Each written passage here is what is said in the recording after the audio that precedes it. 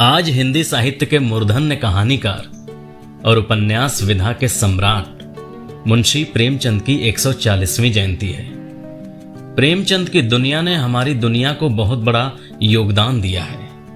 ऐसे निर्झर मोती वहां विद्यमान हैं जिनकी संख्या निरंतर समय के साथ बढ़ती चली जा रही है।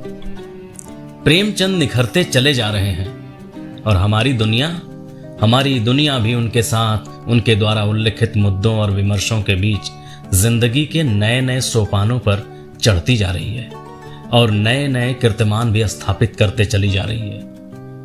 अलग अलग विद्वानों ने, शोधार्थियों ने समय समय पर निरंतर नए नए मोतियों को तराशा है और उसे प्रेमचंद की अक्षुण्ण माला में पिरोते चले गए हैं।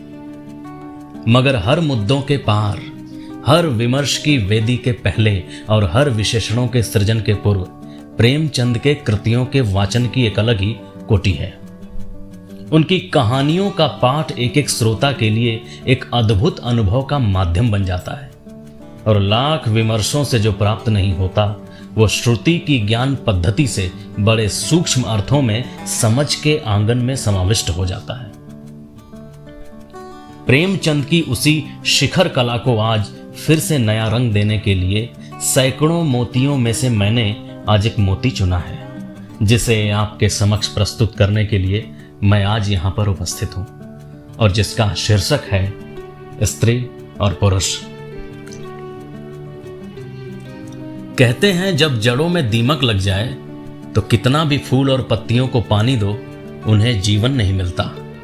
वे सूखने लगते हैं, मुरझाने लगते हैं और एक दिन अपनी प्राण ऊर्जा से हाथ भी धो बैठते हैं। हमारे समाज का निर्माण सृष्टिगत रूप से भी स्त्री और पुरुष दो ध्रुवों के सम्मिलन से ही संभव हुआ है। यदि जड़ों को ढूंढने जाना हो तो स्त्री और पुरुष के अलावा हम किसी और चीज को जड़ की संज्ञा से संबोधित नहीं कर सकते। समाज की हर समस्या के पहले समाधान का बीज अगर कहीं पर होगा तो वह जड़ में होगा और उस जड़ का नाम है स्त्री और पुरुष। यदि पुरुष के संबंध को सही कर लिया जाए स्त्री के साथ तो समाज में उत्सर्जित और विकिरणित होने वाली जितनी भी बीमारियां होती हैं वे सब एक ही क्षण में तिरोहित हो जाएं। मेरी दृष्टि में प्रेमचंद के बहुत से किरदार हैं और बहुत सी कहानियां हैं, मगर स्त्री और पुरुष कहानी सबसे अनोखी है, सबसे अतुलनीय है। विपिन और आशा का किरदार और किरदारों में सबसे बेहतरीन है और सबसे अवर्णनीय है। पुरानी फिल्मों का एक बहुचर्चित गीत आपने सुना होगा, गोरे रंग पे न इतना गुमान कर, गोरा रंग 2 दिन में ढल जाएगा। हम सभी इस बात पर ध्यान तो दे जाते हैं कि कुछ है जो ढल जाएगा, मगर यह ध्यान नहीं दे पाते कि ढलने की बात वहीं पर होगी जहां पर कुछ ऐसा भी जरूर होगा जो कभी ढलता नहीं, जो कभी ढहता नहीं। टॉमस केरे ने अपनी एक कविता द ट्रू ब्यूटी में फिजिकल लव और स्पिरिचुअल लव के बारे में बहुत ही खूबसूरती के साथ अल्प शब्दों में अभिव्यक्ति दी है।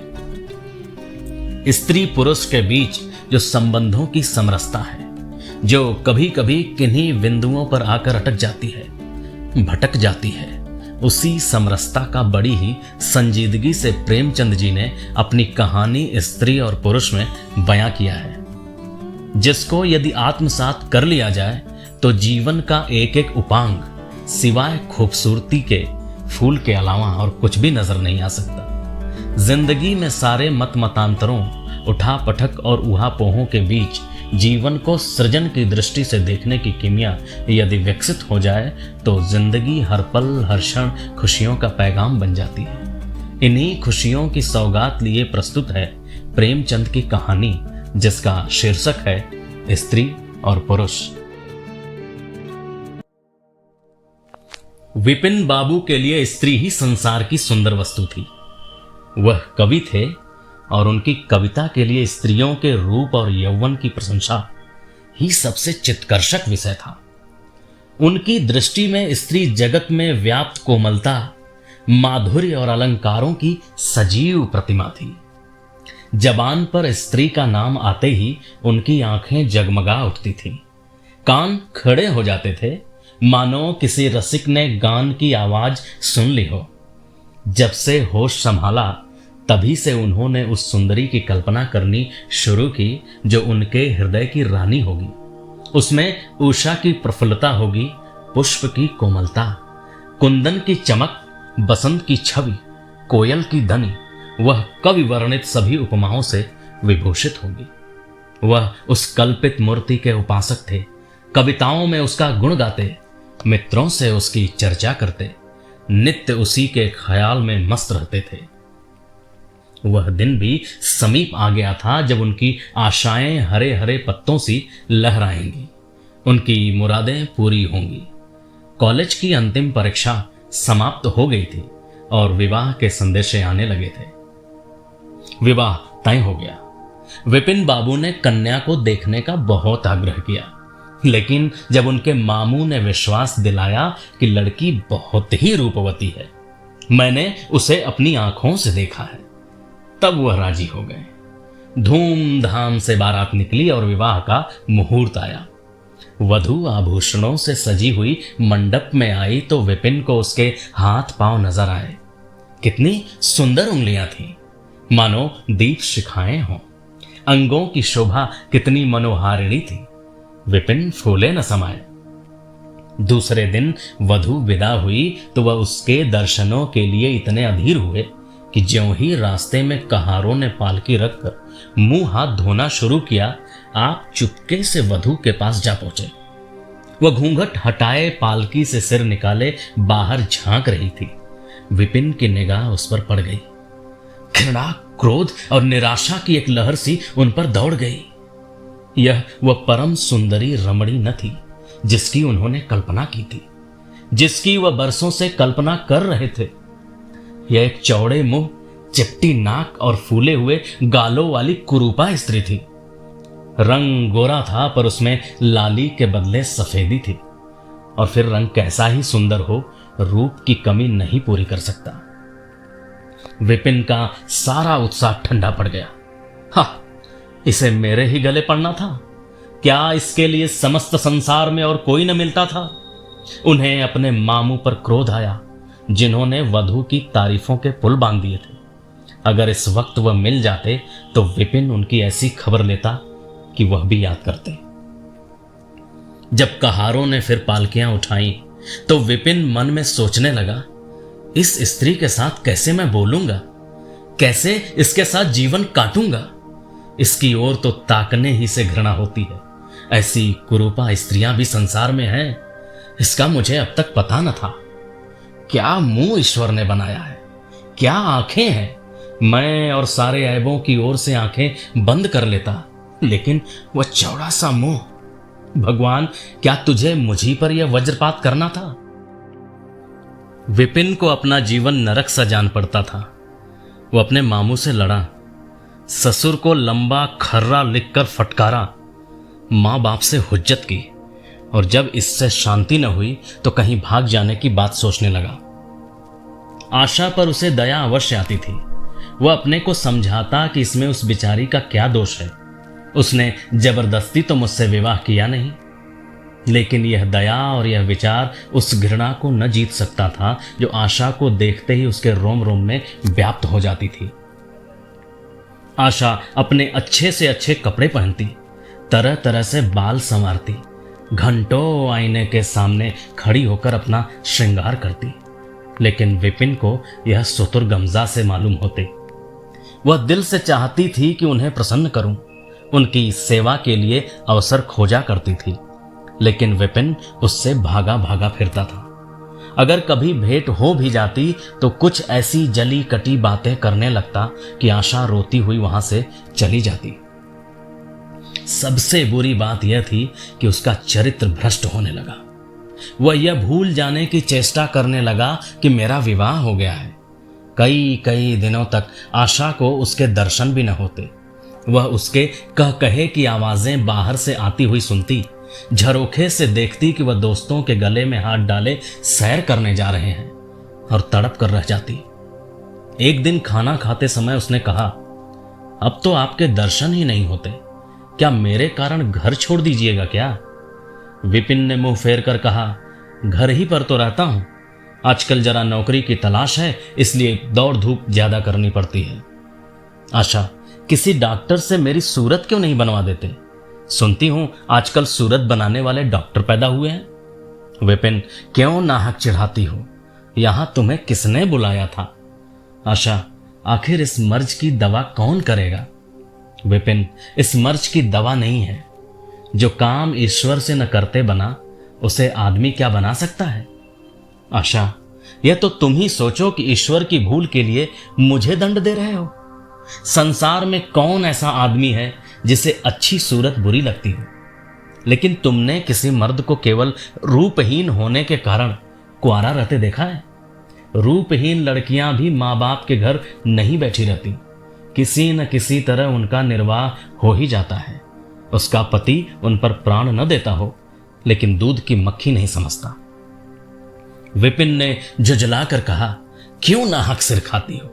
मैं तुमसे बहस तो नहीं कर रहा हूं। दिल पर जब्र नहीं किया जा सकता और न दलीलों का उस पर कोई असर पड़ सकता है। मैं तुमसे कुछ कहता तो नहीं हूं, फिर तुम क्यों मुझसे हुज्जत करती हो? आशा यह झिड़की सुनकर चली गई। उसे मालूम हो गया कि इन्होंने मेरी ओर से सदा के लिए हृदय कठोर कर लिया है। विपिन तो रोज सैर सपाटे करते, कभी कभी रात गायब रहते। इधर आशा चिंता और नैराश्य से घुलते घुलते बीमार पड़ गई, लेकिन विपिन भूल कर भी उसे देखने न आता। सेवा करना तो दूर रहा। इतना ही नहीं, वह दिल में मानता था कि वह मर जाती तो गला छूटता। अब की खूब देखभाल कर अपनी पसंद का विवाह करता। अब वह और भी खुल खेला। पहले आशा से कुछ दबता था, कम से कम उसे यह धड़का लगा रहता था कि कोई मेरी चाल ढाल पर निगाह रखने वाला भी है। अब वह धड़का छूट गया।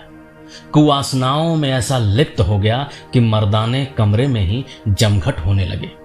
लेकिन विषय भोग में धन ही का सर्वनाश नहीं होता, इससे कहीं अधिक बुद्धि और बल का सर्वनाश होता है।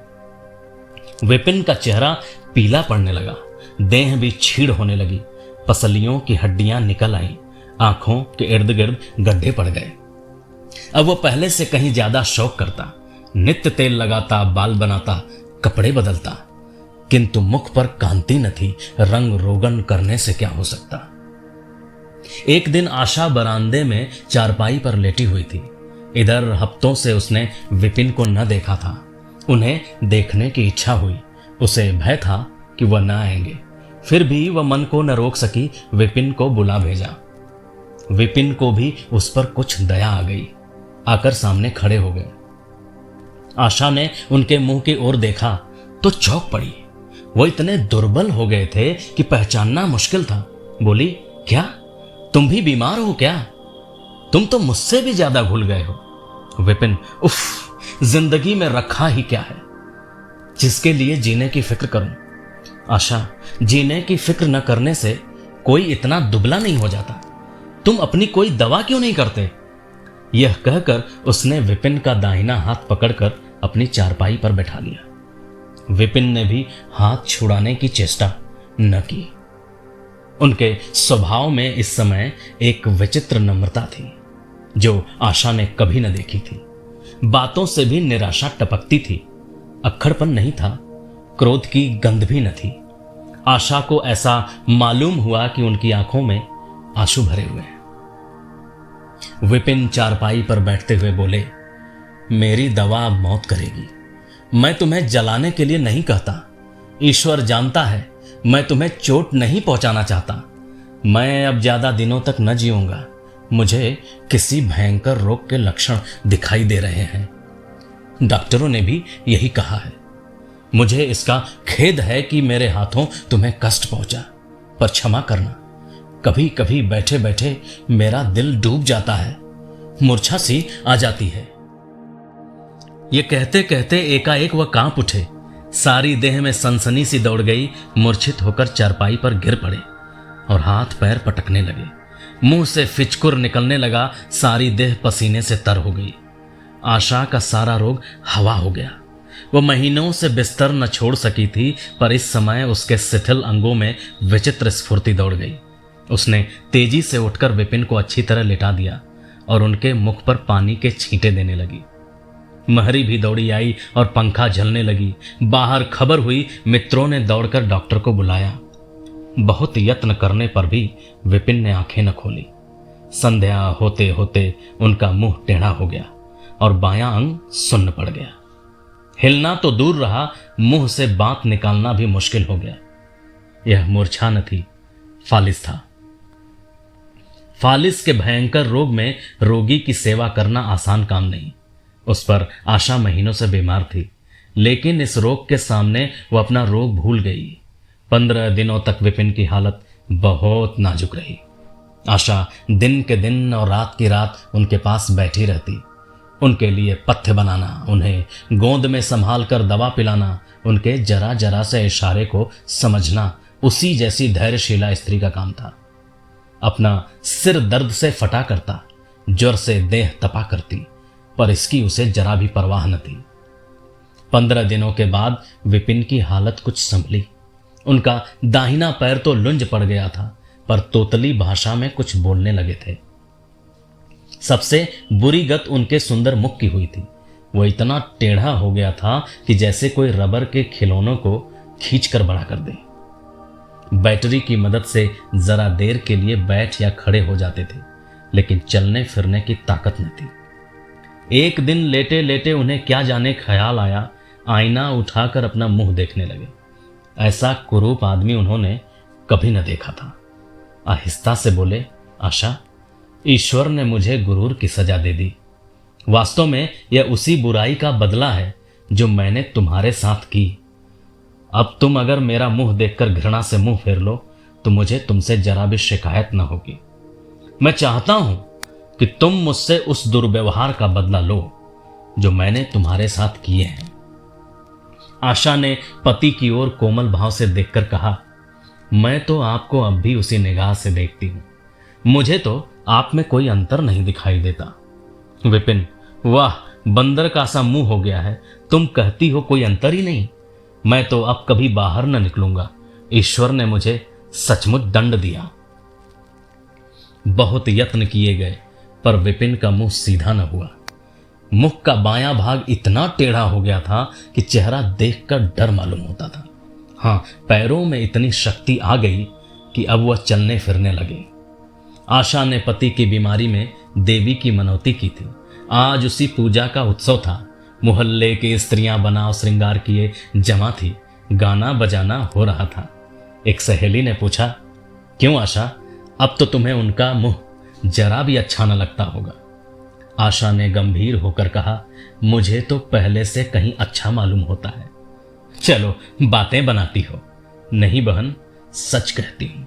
रूप के बदले मुझे उनकी आत्मा मिल गई जो रूप से कहीं बढ़कर है। विपिन कमरे में बैठे हुए थे। कई मित्र जमा थे। ताश हो रहा था। कमरे में एक खिड़की थी जो आंगन में खुलती थी। इस वक्त वह बंद थी। एक मित्र ने चुपके से उसे खोल दिया और शीशे से झांक कर विपिन से कहा, आज तो तुम्हारे यहां परियों का अच्छा जमघट है। विपिन, बंद कर दो। अजी जरा देखो तो कैसी कैसी सूरतें हैं।